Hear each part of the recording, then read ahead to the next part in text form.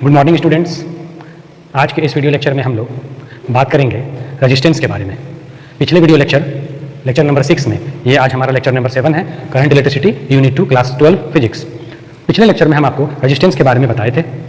Resistance किसी conductor का वह इंटरनल प्रॉपर्टी है जिसके कारण वो करंट के फ्लो का अपोज करता है, ठीक है।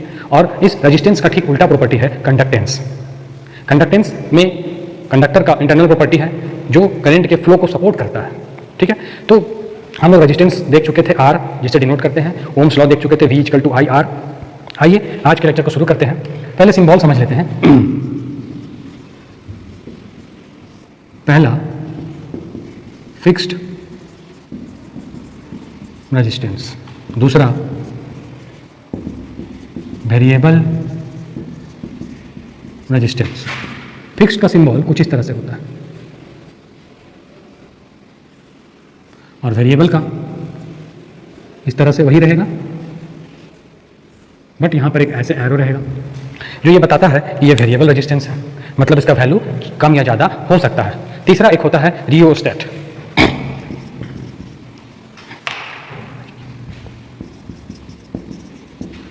उसका सिंबल इस तरह से होगा, पॉइंटर लगा रहता है। ये भी वेरिएबल रेजिस्टेंस जैसा ही काम करता है, ठीक है। अब हम लोग बात करते हैं कि वो कौन कौन से फैक्टर्स हैं जिस पर रेजिस्टेंस डिपेंड करता है, ठीक है। तो उसका हेडिंग देखते हैं, factors affecting the resistance of a conductor.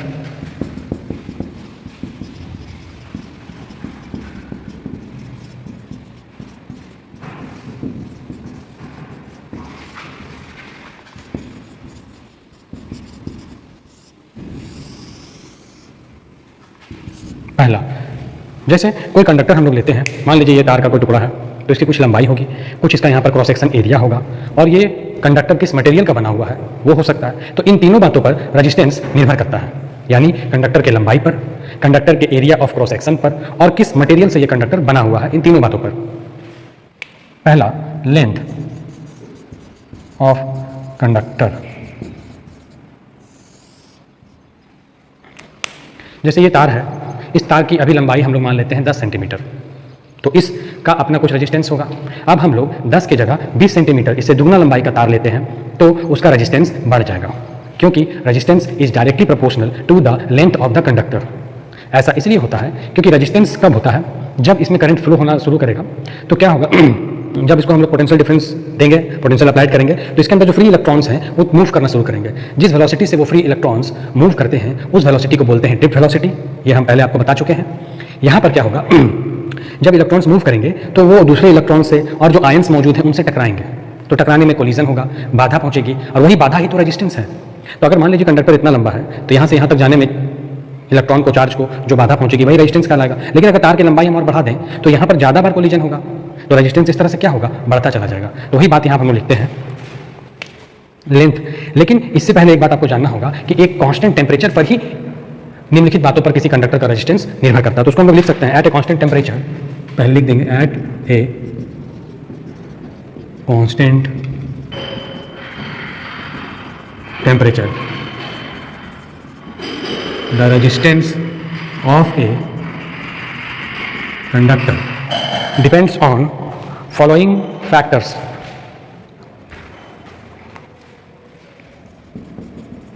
Depends on the following factors which are given below, ठीक है। ये हो गया। अब हम लोग पहला टॉपिक शुरू करते हैं, लेंथ ऑफ कंडक्टर, जो हम आपको बताएं। तो लिखते हैं इसको, द रेजिस्टेंस R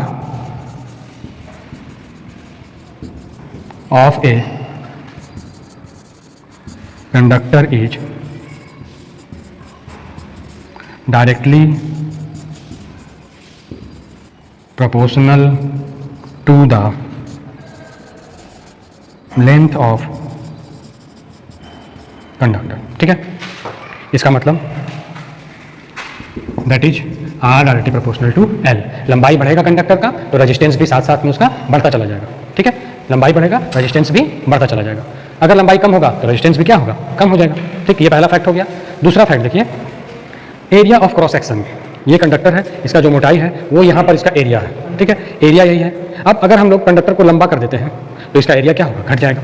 अगर कोई कंडक्टर तार का टुकड़ा मोटा है तो उसका एरिया क्या होगा, ज़्यादा होगा। तो रेजिस्टेंस जो होता है कंडक्टर का वो एरिया ऑफ क्रॉस सेक्शन पर इन्वर्सली प्रोपोर्शनल होता है, यानी कि उल्टा। अगर ये इसकी मोटाई ज़्यादा है तो रेजिस्टेंस कम होगा, मोटाई कम है तो रेजिस्टेंस ज़्यादा हो जाएगा।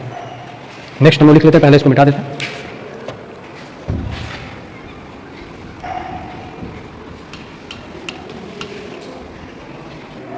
दूसरा जो फैक्ट है हमारा वो है एरिया ऑफ क्रॉस सेक्शन।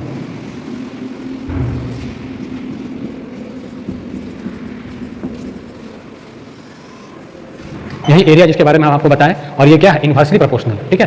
तो लिखते हैं the resistance R of a uniform conductor is inversely proportional to the area of cross section, that is R inversely proportional 1/a, ठीक है। देख रहे हैं, ये हो गया दूसरा फैक्ट। तीसरा फैक्ट जो आपको हम बताएं थोड़ी देर पहले, इस कंडक्टर का मटेरियल, किस मटेरियल से ये कंडक्टर बना हुआ है, आयरन का है, एल्युमिनियम का है कि कॉपर का है, किसका बना हुआ है। जिस तरह का मटेरियल होगा रेजिस्टेंस उसी पर निर्भर करता है। थर्ड फैक्ट हमारा है nature of material.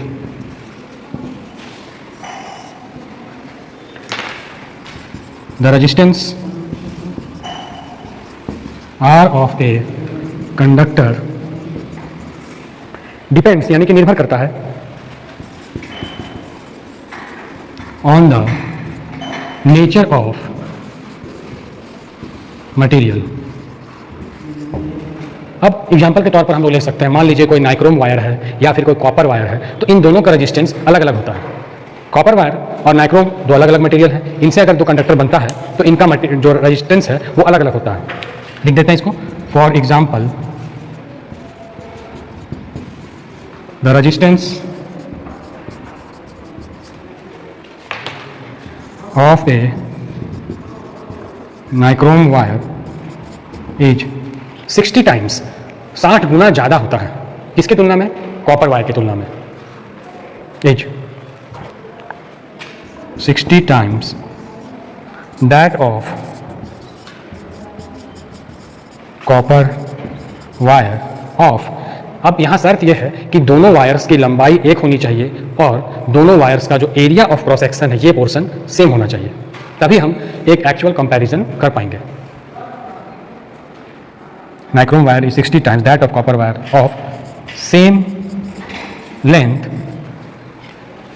And area of cross section. ये हो गया। अभी जो फर्स्ट और सेकंड इन दोनों फैक्ट्स में हम दो बात लिखे थे, उन दोनों को अब हम लोग कंबाइन कर सकते हैं। तो हम लोग क्या देखेंगे, फ्रॉम फैक्ट्स 1 एंड 2। पहले में हम आपको बताएं कि रेजिस्टेंस डायरेक्टली प्रोपोर्शनल लेंथ पर, और दूसरा में आपको बताएं resistance inversely proportional area of cross section पर, and R inversely proportional 1/a। अब दोनों को कंबाइन कर दीजिए। So we can write R directly proportional L/a। अब आप ये रूल जानते हैं कि जहाँ भी प्रोपोर्शनल साइन होता है उसको हटाने के लिए हमें एक कांस्टेंट डालना पड़ता है। तो यहाँ भी एक प्रोपोर्शनल साइन आपको दिखाई दे रहा है, इसको हटाकर हम एक कांस्टेंट लगाएंगे और R इक्वल टू रो, इस तरह से लिखते हैं सिंबल, देखिए ध्यान से, R equal to row L/a। और यही जो रो यहाँ पर आया है, इसी रो को हम लोग बोलते हैं स्पेसिफिक रेजिस्टेंस और रजिस्टिविटी। ध्यान से सुनिए, स्पेसिफिक रेजिस्टेंस और रजिस्टिविटी। लिख सकते हैं here rho is a constant of proportionality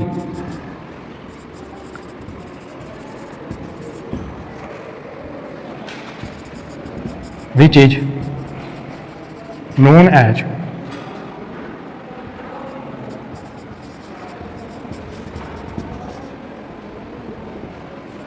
resistivity, और इसी को बोलते हैं हम लोग स्पेसिफिक रेजिस्टेंस। देखिए आपने इस रो का हमें दो नाम पता चला, एक तो हो गया रजिस्टिविटी और दूसरा नाम है स्पेसिफिक रेजिस्टेंस। ठीक, फॉर्मूला आप देख रहे हैं, बहुत ही इंपॉर्टेंट फॉर्मूला है। आगे हम लोग बढ़ते हैं।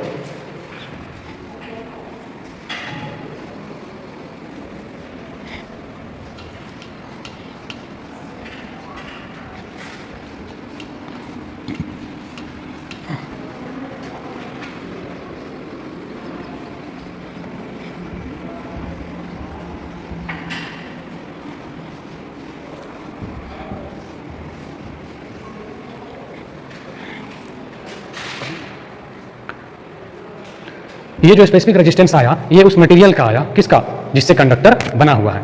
और एक दूसरा डेफिनेशन भी हम इसका यहाँ पर लिख सकते हैं, जो अभी हम इक्वेशन 1 लिखे थे और इक्वेशन 2 लिखे, दोनों को कंबाइन किए। उसके बाद अगर हम लोग वहाँ पर यूनिट 1, यानी कि फिजिक्स में यहाँ यूनिट बोला जाता है, 1 बैठाते हैं, तो अगर 1 यूनिट बैठाएं, कहने का मतलब इस कंडक्टर का लेंथ 1 मीटर हो और इस कंडक्टर का जो एरिया ऑफ क्रॉस सेक्शन है वो 1 मीटर स्क्वायर हो।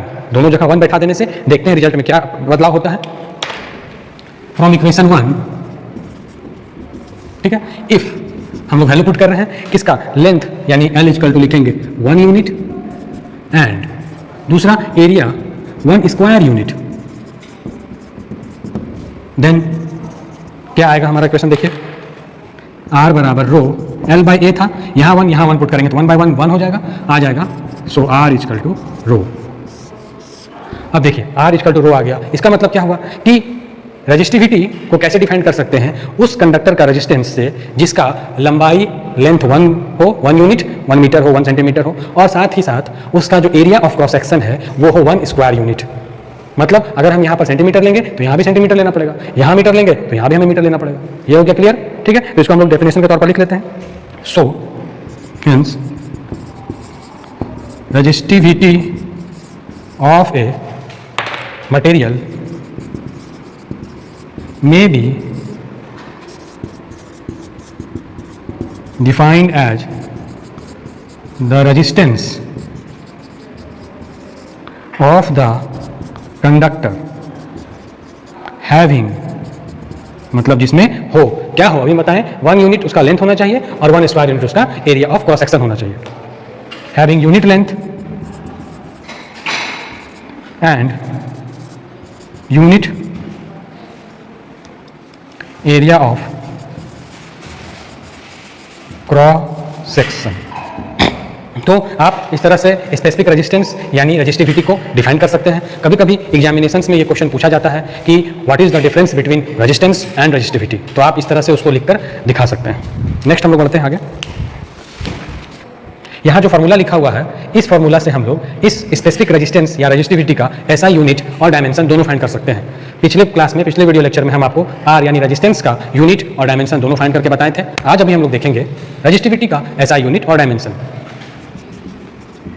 SI यूनिट ऑफ रेजिस्टिविटी, ठीक है। पहले फार्मूला लिखते हैं as R equal to rho L by ए।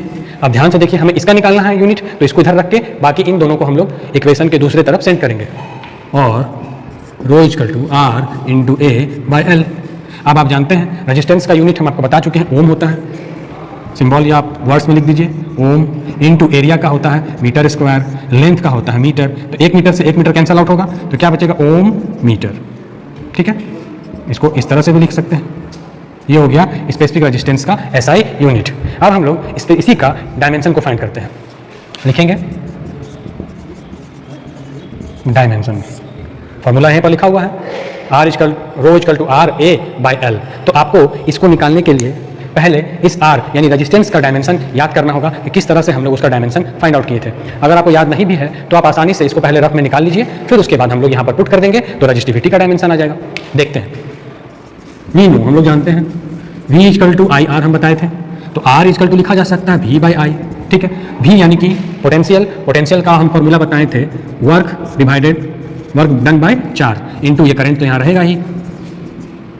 देखिए जरा सा भी आपको याद करने की जरूरत नहीं है, आप उसको तुरंत साइड में निकाल के फाइंड कर सकते हैं। वर्क का डायमेंशन लिखिए M/L2T-2, चार्ज का डायमेंशन लिखिए AT, करंट का हो जाएगा डायमेंशन A।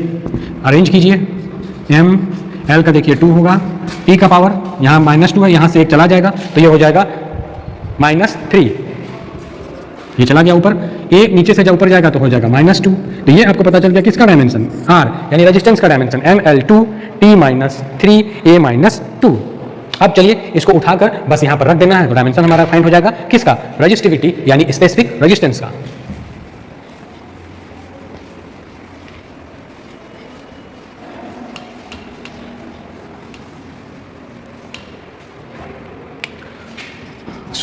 चलिए लिखते हैं रो इक्वल टू, देखिए ये फॉर्मूला है आर का हम लोग निकाल चुके हैं, ml2 t -3 a -2 into A, area का क्या होगा l 2 हो जाएगा, बटा लेंथ का क्या होगा l हो जाएगा। अब हम लोग इस l से यहाँ पर एक पावर कैंसल आउट होगा तो बचेगा ml2 t -3 a -2, l यहाँ पर एक बच गया तो उसको मल्टीप्लाई करेंगे तो क्या आ जाएगा ml3। तो ये हमारा फाइनल डायमेंशन फाइंड आउट हो गया किसका, स्पेसिफिक रेजिस्टेंस का। ध्यान से देखिए ये ऑब्जेक्टिव क्वेश्चंस में बहुत ही बार पूछा जाता है। तो आज के वीडियो को हम लोग यहीं एंड करते हैं। Thank you.